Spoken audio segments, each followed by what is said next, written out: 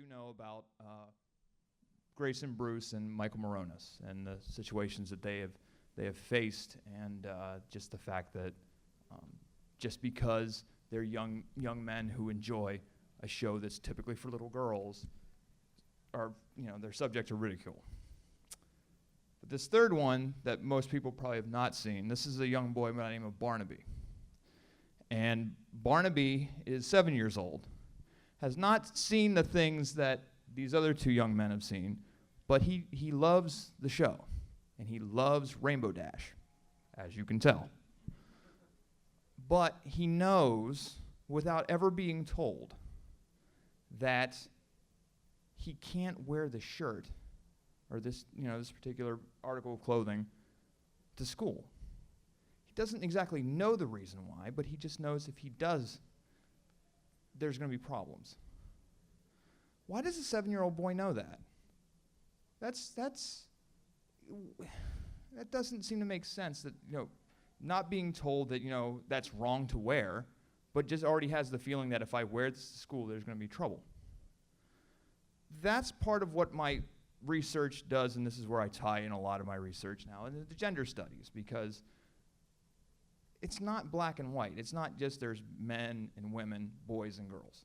That dichotomy is gone. It frankly has never existed. People do things differently and still identify themselves as male or female. But we do things that people often refer to as questionable. But that does not mean that you've lost your masculinity or your femininity just because you're involved in something. Case in point, in recent decades, tomboys have become more acceptable, right? Yeah, we to a point though. Usually young girls can be rough and tumble till about the age of 12. But as soon as they hit adolescence and they're still involved in those physical activities, we start to question things, right? Like, why are you still, my favorite example is softball. Why are you still involved in softball? We all know what girls involved in softball are like. Is that true? No. My sister is excellent with a welder. Awesome. I need to talk to her because I need some arc welding done. If I can get it done for an academic purpose. But I'm working on that. But we have these notions. And I guarantee you there have been people who are staying in this hotel who have seen a number of you walk around carrying one of these cute little adorable plushies or looking like Pinkie Pie or whatever and be like, what's going on? Did we walk into Oz? I'm very frightened. Yeah. So but instantly the first question, this has always been a question that I usually get right out of the gate when I start telling people about my research is, are they gay? Why is that the first question? Why is it as soon as you see a fan carrying around a pony, we then question sexuality? That's just how our society works. As soon as we see someone who's disrupting gender norms, we start to question their sexuality. That's a lot of what my research is trying to do, trying to say, yes, they're disrupting things, but it does not do anything towards their sexuality or their gender in particular. They are still masculine or feminine. It's just, this is something that's considered atypical, but still acceptable. Cool. So here's the boring theory part. I'm sorry, but I'm going to use Diamond Tiara at Silver Spoon and the Cutie Mark Crusaders to explain how this thing works. So you're going to be learning, but it's going to be cute. Part of how this works is this. We use this notion called social identity theory, in which we as human beings create our own personal identity. I am Sam, you are you, whoever you identify yourself to be. And that's within us. But then we also have a social identity. Yes, I'm Sam. I'm also, I just happen to be a male. I'm also a professor at a university. and I teach classes, and there's a whole lot of things that get constructed with that, just because of the associations. And as you can clearly tell, I don't look like a professor. This is how I normally dress. And that's just how it goes. So that's how I've built my identity. Then there are the social categorizations. So we already have our personal identities with, like, I'm Apple Bloom, I'm Sweetie Belle, I'm Scootaloo. My social identities: I'm an Earth, I'm a Pegasus, I'm a unicorn. Furthermore, they get categorized because they are not, the thing about the CMCs is they do not have their cutie marks yet. So they're young fillies. But because we create distinct social groups, we have these two. Yeah, exactly. Boo. Diamond Tiara and Silver Spoon. And their big thing about picking on the CMCs is the fact that they don't have their cutie marks. Like,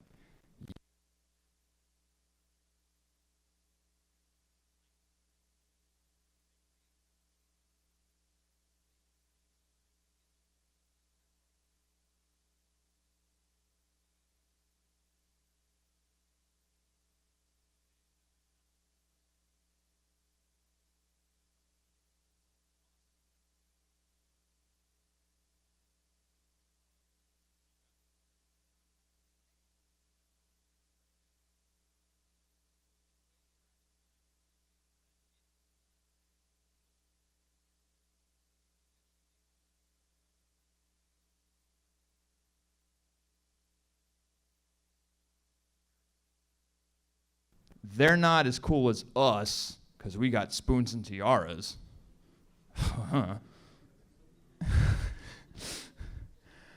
So we will reject them because they're not what we typify as the in group. Also, actually, I think I figured out what their cutie marks mean. Ever heard the expression born with a silver spoon in their mouth? Yes. That's silver spoon. Right. And spoiled princess. Right. There you go. There you go. Now that is a destiny to live up to, isn't it? I'm jealous of it. Because then I wouldn't have to do what I do. So we have these two groups constantly comparing each other and trying to, work out who their just group identities and individual identities. Okay. Also, one of the theories that I like to throw in is gender identity. As I mentioned earlier, it's not black and white anymore. It's not just boy, girl, man, woman. There is a whole spectrum of how genders can be identified.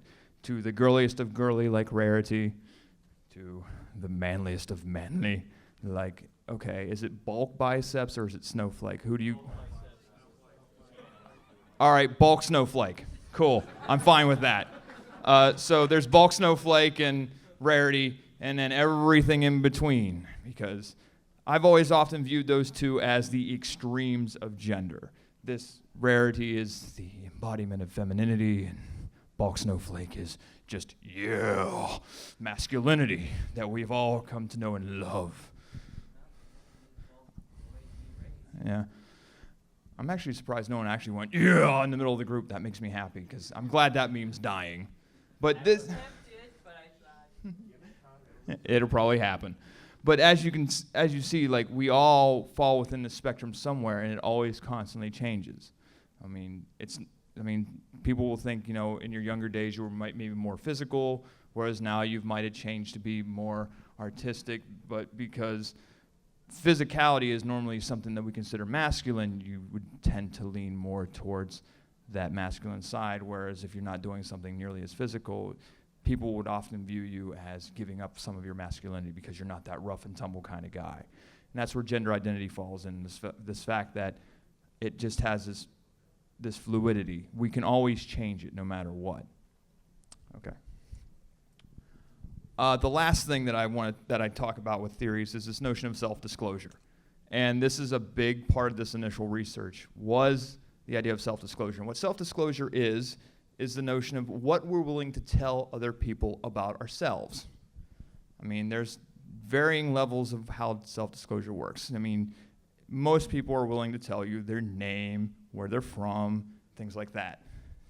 It's another thing to ask them more intimate questions, and you have to build a relationship over time generally to understand or to get that information.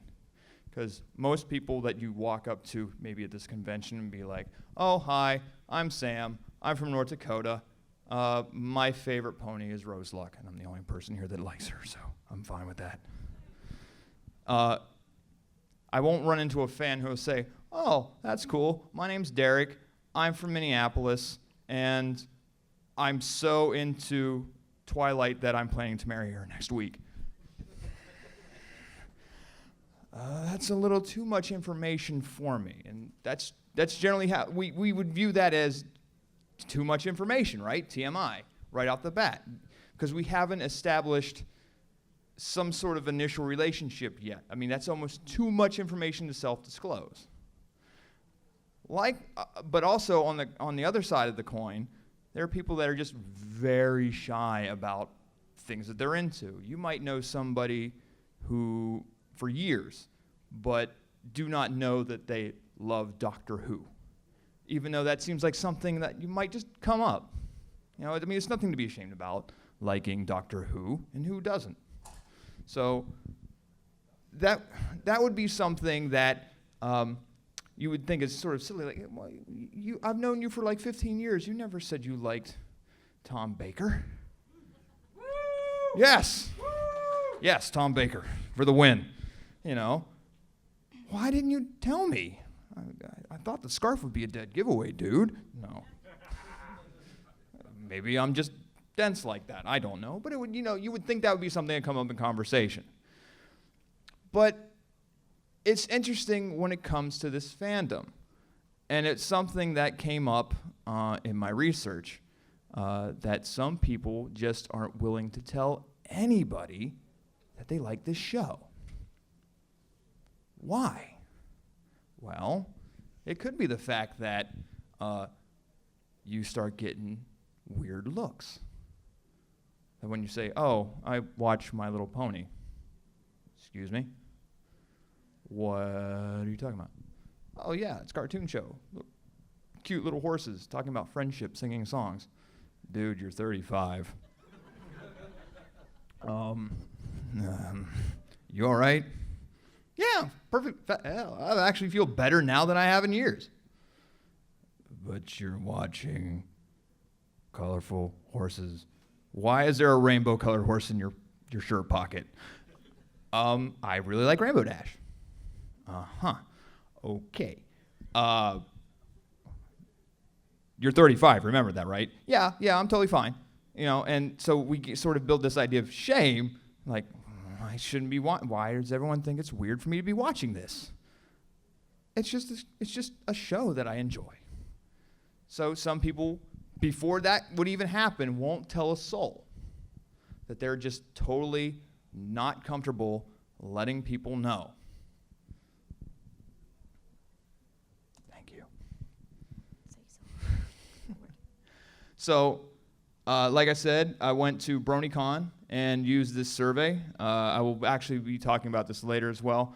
I have, you'll also can participate in this survey because I've extended it out and I've actually focused in some more questions to help me with my data set. So all of you are, you're not obligated, but you can participate in this survey if you want. And there's also a lovely prize that you are, that you have the chance to win by participating. But we'll talk about that when the time comes. So, thank you. So, in my research, this is the only wall of text. I hate wall of text. She knows this. I do not like walls of text within PowerPoint. But when I did my initial survey, I came up with 4 hypotheses that there was a relationship between disclosure and gender, that there was a relationship between disclosure and age, that there is a relationship between disclosure and the harassment of bronies, and that fans who self-designate as public bronies are more likely to attend brony meetups than self-designated private bronies. Okay, I want to get rid of that wall of text. I hate it. So I'd rather have this up instead. because this is more adorkable and I can handle it. Because you have to generate these questions, otherwise academics are like, this isn't research. You're just playing with horses again, aren't you? Shut up, man. Yes, I am. I'm doing academic research. It just looks cute. And they form this idea when they see his office. Oh, thank you for referring back to my office. Yes. Up until one of my fellow cohort graduated with their master's, I shared an office with 2 young ladies, so there's 3 of us. Yes. Yes. So we're in these offices, all right? Both of them have small children. Well, actually, no, one has small children, no one has older children. And then there's me by myself, alone, forever, and it's cool. But I've got, who do you think had the girliest desk? Me. I have the girliest desk. I mean, they have pictures of their children growing up. They have pictures of their accomplishments in life. I've got that purple horse sitting on the desk. I've got artwork from Draw Ponies, in fact. Hot Diggity Demon actually made me a sketch of Twilight as a professor, so it was actually tasteful, not his normal fare, thankfully. Because I had met him in Omaha, and he's like, oh, you're doing that? That's really cool. Let me make you a sketch. You're a professor. You like that purple smart horse, right? Yeah. And he just made me a Twilight, and she kind of reminds me of Donald Sutherland from Animal House, that kind of look. So I'm like, that's actually my goal in life, is to look like him and be that kind of cool, but I don't think I'll ever reach it. So I have the girliest desk. And when students that get invited, that have appointments with my other cohort come in, they usually have to stop and like, wow, what is all this? Who's the girl that sits at this desk? It's like, no, that's a dude. What? Because, I mean, it's just a wall of stuff that I've got from different conventions and whatnot that people have given me. Just like, dude, your research is really awesome, and I really appreciate it. Have this poster. Cool. And it's like, I can't put this in my apartment anymore. My apartment's kind of small. I'll just put it in my office. And it just sits there, and people just, wow, that's a lot of horsies. It is. And I'm cool with it. So, yeah. So in my own way, I'm fighting against gender, because people automatically think, who's the girl at this desk, and why does she still like My Little Pony? And no, it's a 35-year-old man, and he likes the horses too. Cool. So going over to the next slide. The results of the initial study. Sadly, I did not find any associations between age, gender, and self-disclosure. And the reason why I figured out the limitation was this. I was in Baltimore. I was with 8,400 fans who were dressed up as every pony imaginable. I don't think they care. So I should have thought of that prior to the research, like, oh, they're just so into this that they don't care what other people think. And for those of you who are going to go to BronyCon this year, downtown Baltimore did give a lot of people strange looks walking through as ponies, but they really don't care. The fans really don't care. And it might just be the strength of numbers, I don't know, but most of them are just like, look, we are Bronies, we are proud of who we are, and the rest of you can just give us the weirdest looks possible. We don't care. So, yeah. Yeah. So that's where I think the age and gender question regarding self-disclosure sort of fell flat. Like, all right. I realized I screwed that up.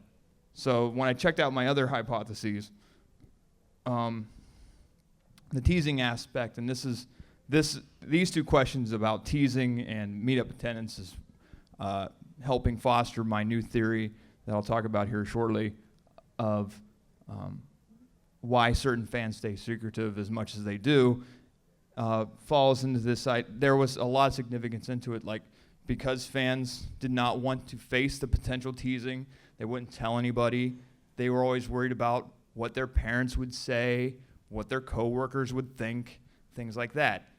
And additionally, when it came to the meetup attendance, which is really interesting, public bronies were like, yeah, there's a meetup, cool, I'll go. Private bronies were like, yeah, they're into what I like, but I don't feel comfortable being around them. Okay, but what if you went with a friend? Maybe a little bit more, I'd be a little bit more intrigued to go, but not so much. That's very interesting, you know. Even though you're probably, as a brony, looking for, you know, like-minded people who are into the same things as you are, you would think that people would be more inclined to actually go to a meetup where more like-minded people would be. It's not necessarily the case. So those generated some really interesting questions as a result of all this. Yes. Yeah, these wonderful things. And it's a result of what media representations have done to the Brony fandom. I don't know how many of you are familiar with this lovely segment. There's a thing on Bravo called What? Where it's people on couches getting reactions about different things. This one, they watched the Brony documentary that was made by Brokoff in 2012, 2013. Yeah. And for 2.5 minutes, it's just people ridiculing fans in the worst possible way. And I'm like, really? Right. Like, I know they're probably engineering it toward generating ratings, but it was like, really? This is what's going on? This is what you perceive it to be? Or my other favorite is I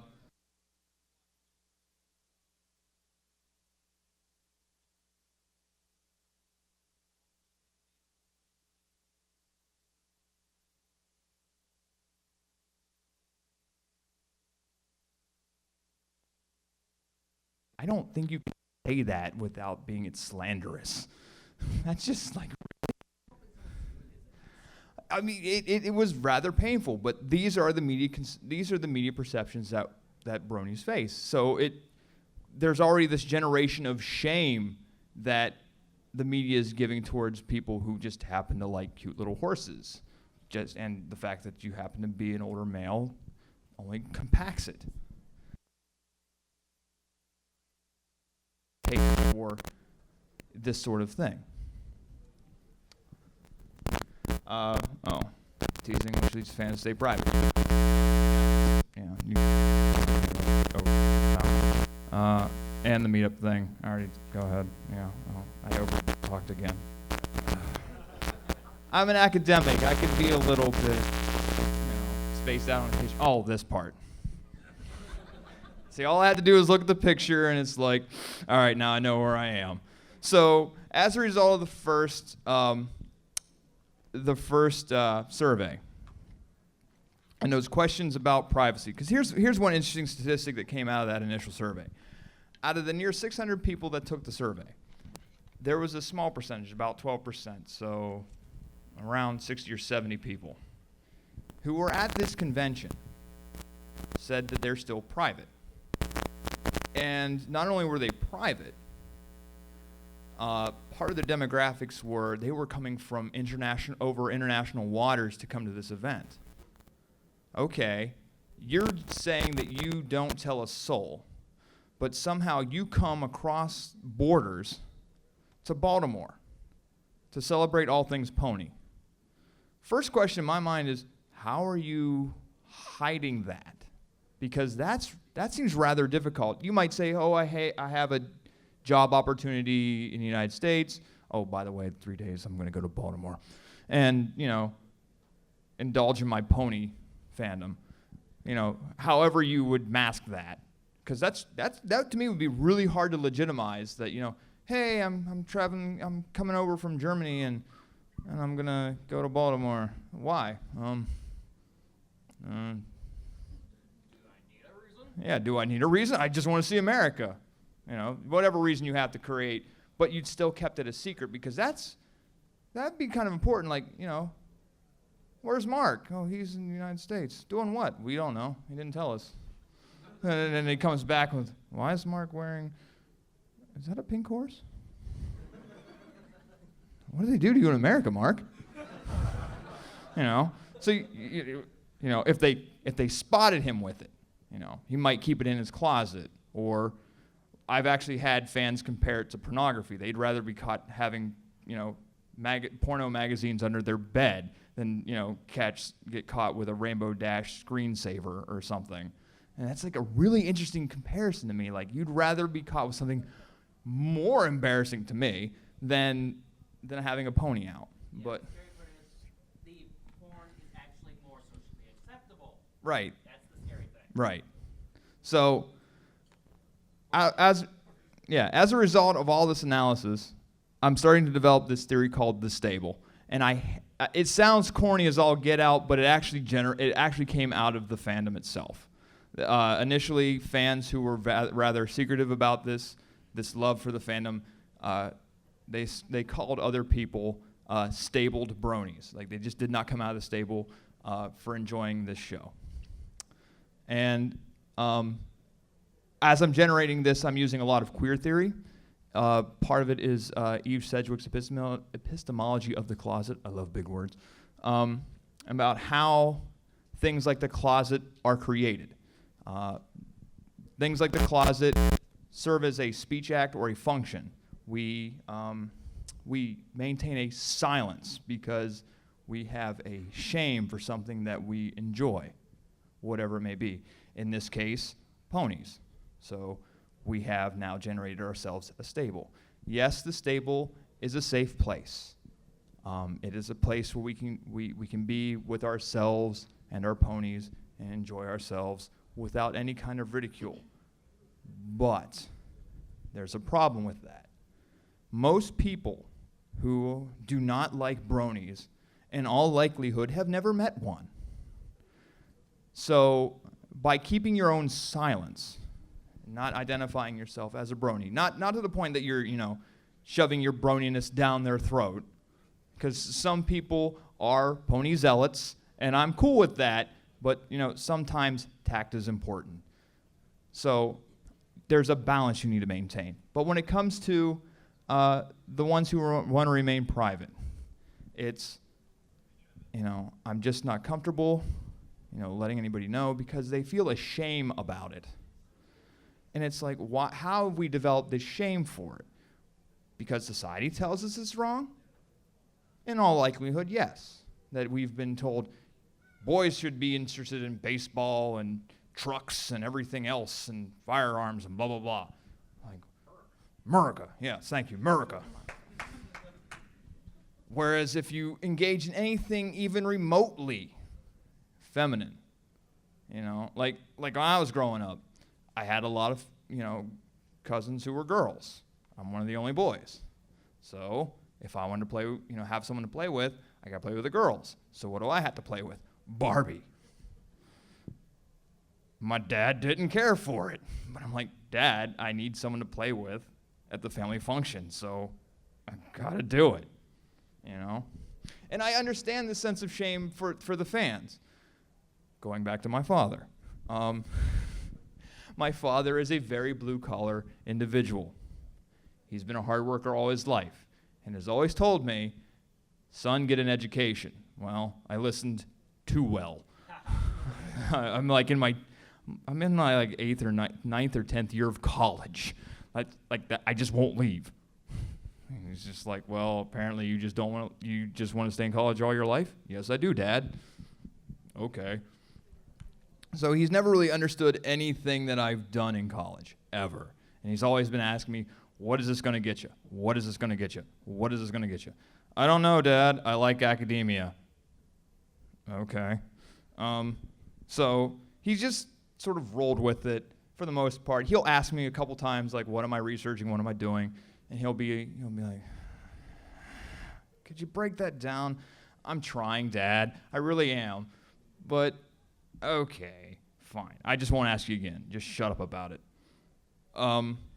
So when I got up to North Dakota and I started my research there, he's like, oh, so now that you're a PhD student, what highfalutin theories are you dealing with now, and what are you researching?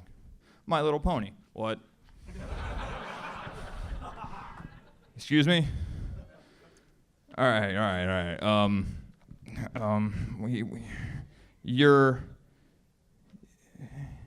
You're a professor, right? Yeah, I teach classes. They pay you to be there, right? Yes, they do. All right. They're cool with this, right? Yes. Okay. As long as you're not fine. He's slowly learned to. It's been like 2 years since I had to break this to him, and he's slowly accepted it. And he's just like, "You're doing what now? You're doing what now? You're doing." And he's understanding. It's been a slow process for him because he's of a different era, and I understand that he's not. He's questioned a lot of things I've done with my life, and this one's just another one of that pile. But he's slowly understanding it. But here's the thing: when I had to explain it to him, I felt that shame. It's like, in a weird way, I almost felt like I'm letting him down. Like, yeah, Dad, I'm into ponies. I hang around the fandom a lot. I like to see what they're doing. I ask them questions, and then I write some highfalutin theory behind it, and academia. It's like, oh my God, really?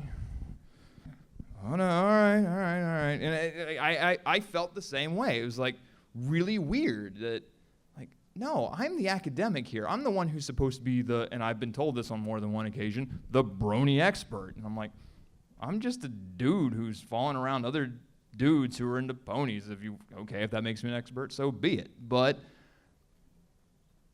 I felt a weird shame about it. And that's, how many of you have seen Saber Sparks' video about pony versus parents? A few of you. All right. That's part of what spurned on this, because we now have to have videos and of how to actually confront your parents that you're a brony. Like, you got to do some sort of confessional ritual. Really? We need to go this route? Additionally, like, what was it, last month when they had the McDonald's toys? EQD had an article about how to go to McDonald's and ask for the girls' toy. We need this now too? If anything, this is reinforcing, I'm a brony and I'm ashamed. No, you're not supposed to be ashamed of what you like. You're never supposed to be ashamed of what you like, ever. So, things go black. Cool. Screensaver. Cool.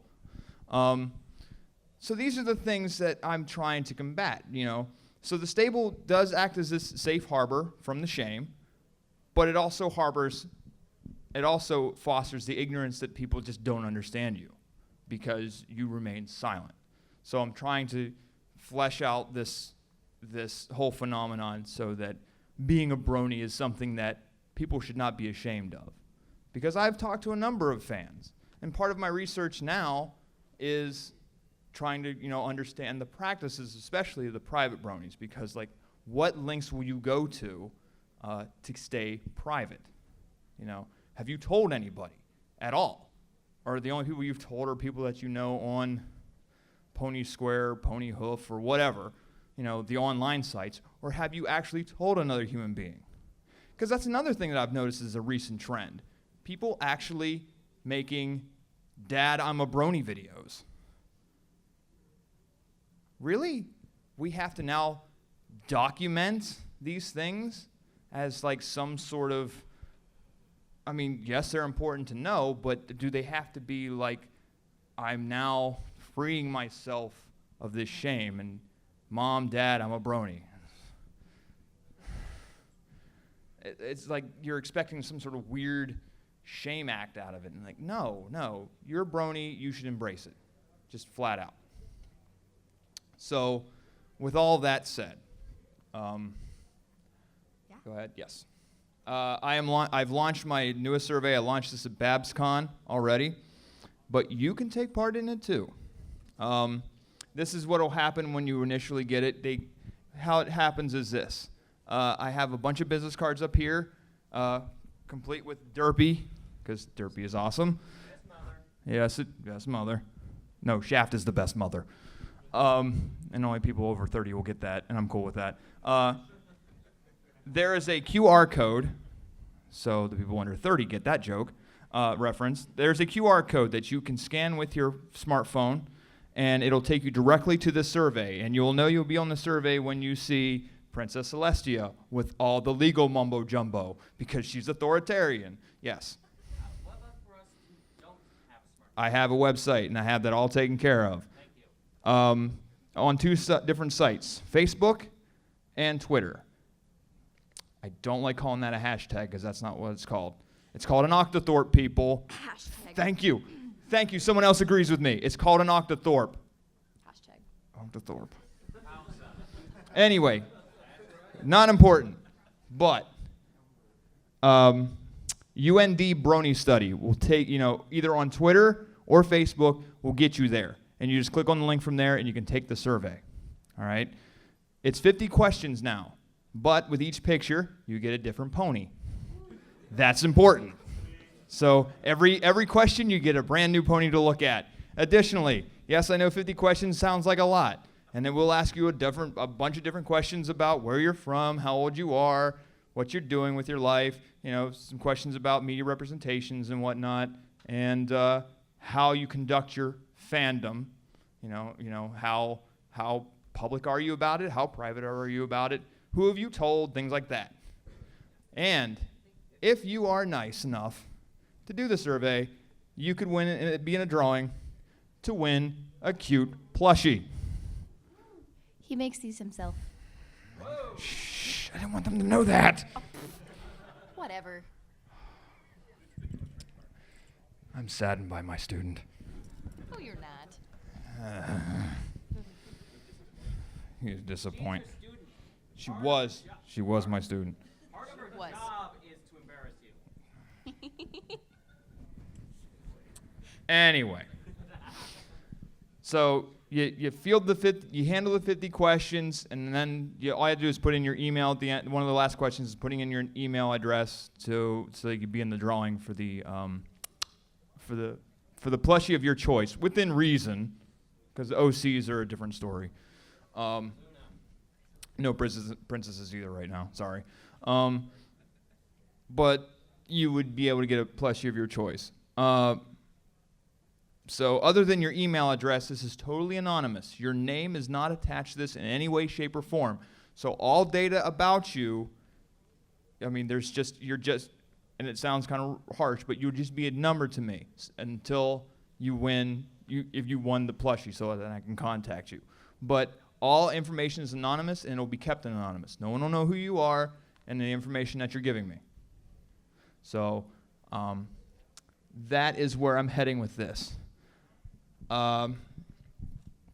So other than that, does anybody have any questions regarding my research or the survey or anything?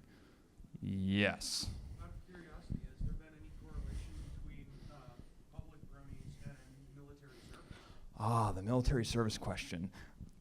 Actually, one of the questions in my survey asks you if you're a military brony, because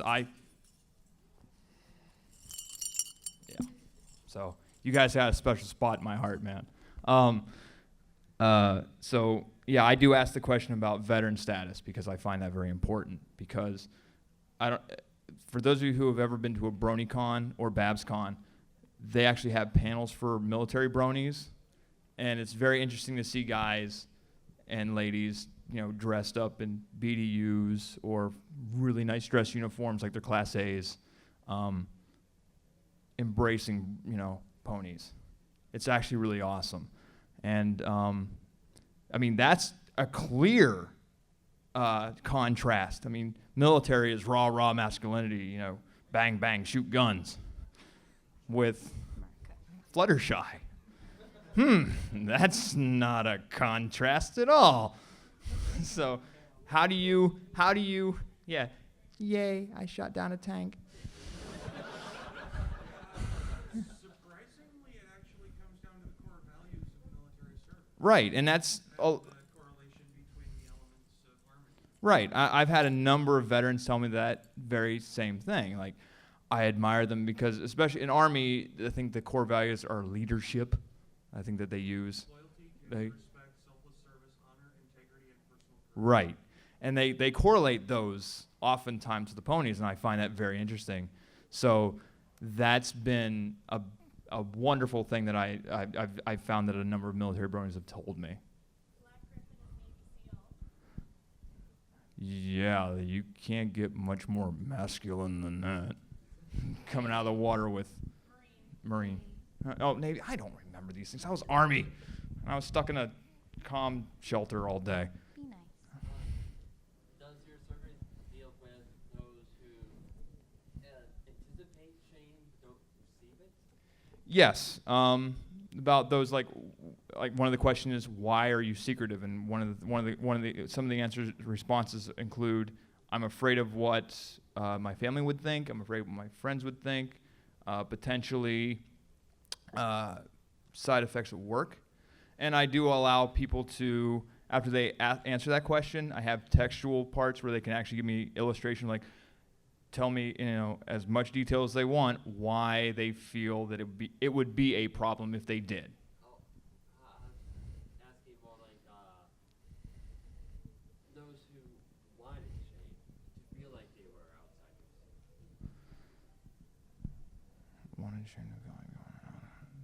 So wait, Like a desire to be unique. Oh, okay. No, I don't have that. That is not one of my questions. Sorry. So you mentioned shame quite a bit, Mm-hmm. and you touched on it a little bit.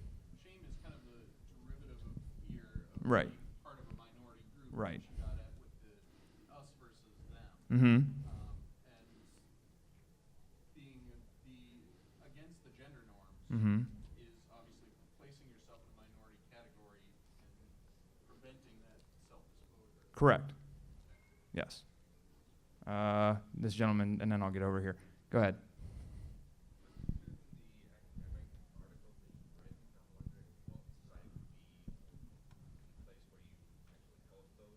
I only have one that I put out for people to see. It's on my Google Docs, and I did not have a link for it. But that one was, it's not related to the gender issues that I ask. It's to the that one was called "What My Cutie Mark Is Telling Me," because fans have this wonderful thing that they love to do with fan interpretation that has always fascinated me with ponies. That one deals with basically the whole idea of the cutie mark itself and how fans construct identity through cutie marks. Like one of my favorite examples is Derpy. Really, what was Derpy? 3 seconds of an animation error. And what did the fans do within a month? Created a name, gave her a name, gave her a job, gave her a child, gave her an entire family. Like, really, from 3 seconds, you guys all created that. Yeah, exactly. So cute. Exactly. Like Vinyl Scratch is another great example.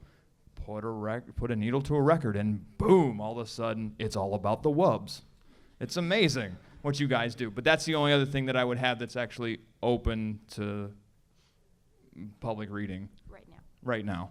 Yeah. There were 2 questions over here, and then I'll get to you. You in the front. I was just wondering where I can find this survey. Oh, Like, I just got here. okay. The survey, the business cards have QR codes, or if you go on Facebook or on Twitter, Octothorpe, UND Brony study. Hashtag. Yeah, hashtag.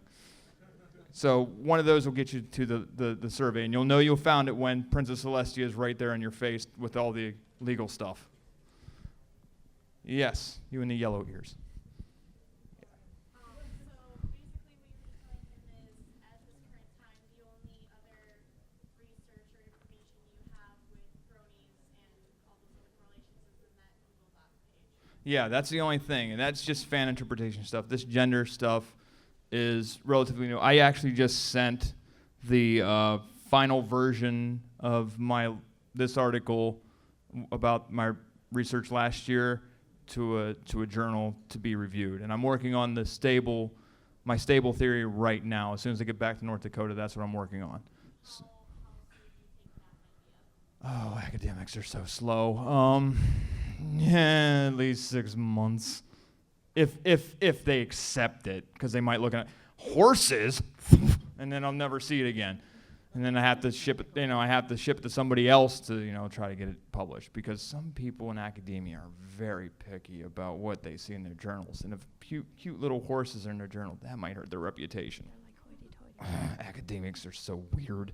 So can we write down like the Google Docs URL so we can look at that? Yeah, after the panel, I'll try to find it. And then you can, because I don't even remember the link of it. So yeah, I can get you. It's public. You can see it. But Google Docs is just something that I just threw it in, so I don't even know where it's at right now. We can copy and paste it. Yeah, but we can copy and paste it, something like that. Yes, you, who have been so patient. Have you, in your studies, have you found if there's like if there's certain states that have more private versus public bronies? Ooh, good question. My data can break down that far. I guess, okay, I think in per capita, not surprisingly, it's the Midwest, where most people are very private about it. And I always think about the documentary, the Brony documentary, where that one young man was from North Carolina, and he had a friend who was saying, it's not easy being a brony in the Appalachian Mountains. I'm from the Appalachian Mountains. I can attest to that, because there are quite a few weird looks when they see me wearing Fluttershy on my shirt, and they're like, what is this dude doing? He shouldn't get gas here. He should go to the next town. Those sort of things. So, yes, I have seen it per capita happen more in the Midwest than on either coast. I got 2 minutes? Sweet. I think there was one over here. How many do I got left? One? Okay, just the last question then? Cool. Yeah, just how do you come to define brony yourself? Yeah, that's always been a question, because the other question I get is, am I a brony? The way that I phrase brony is this. Someone who is between the ages of 13 and older who thoroughly enjoys the show. I don't care what their gender is. I just care, do they really enjoy the show? And when I say really enjoy the show, at least watches the episodes. Anything else is, some people just maybe don't want the merchandise for whatever reason, but they actually really love the show. Yeah, and then follow up to that. Have you come across the sentiment that a lot of people might have that they like the show, but they don't want to be called a brony, and they actually shun or treat them a label, just want to be seen as just a show they like? What do you make of that? I've actually, have never heard of somebody who's actually like, oh, I love the show, but I don't want to call myself a brony. Now I know when that term Pegasister came out, not a whole lot of ladies were thrilled with it. Like, no, I'm a brony. So I've never really heard someone like, I don't want to be called a brony. Actually, that kind of falls in line with the idea of Dr. Who fans not being, into being called Whovians. It's like, okay, so you like the show, but you don't want to be associated with the fandom? Yeah. I guess I could get that. You don't want to be associated with a fandom that can be so out there, but at the same time, if you enjoy the show, Yeah.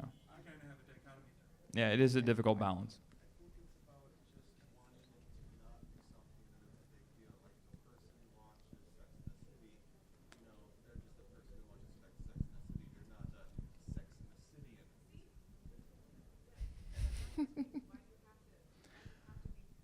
Right. Right. Right. It's not even that you really have to be included. It's just kind of something that people do. It is essentializing, and I'm actually one of those people who does not like to essentialize. But that is one of my key questions right off the bat. Do you consider yourself a brony? And then everything diverts from there. So it's not like I have to say that I'm a brony just because I'm taking the survey. It's like I can identify myself as either being a brony or not being a brony. So it's not like, I mean, just because somebody enjoys the show and maybe has a few things does not, and they don't want to call themselves a brony, that's totally fine. That's why I have the survey engineered that way. So that, some people really don't like labels, and I totally understand that. So it's just, and I agree with you. I don't agree with labeling a whole lot, and I don't like essentializing, and I've just gotten the signal to cut off. But I will say this: thank you for all of your time. Thank you for coming and listening to me. It's been a pleasure. If you want to take the survey, I do have a bunch of business cards right here. I encourage you to spread the word about these. And yes? Okay. Spread the word about these. After you've scanned it and you're done with it, pass it off to a friend. The more the people that take this, the better off my data is. I missed most of your thing. What's your name and what do you do again? I'm Sam Miller. I am a PhD student. My name is Pinkie Pie. Hello, and I am here to say, how you doing? I'm gonna make you smile, and I will brighten up your day.